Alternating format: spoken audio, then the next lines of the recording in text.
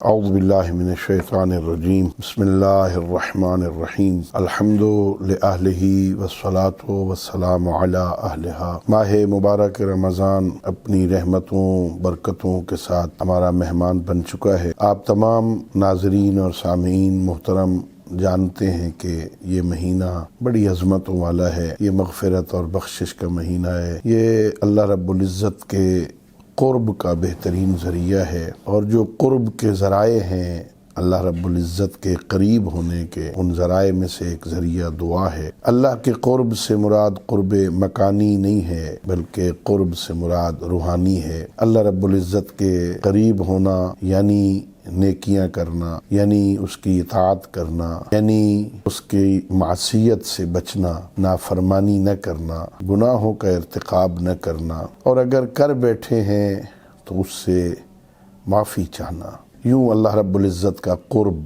نصیب ہوتا ہے۔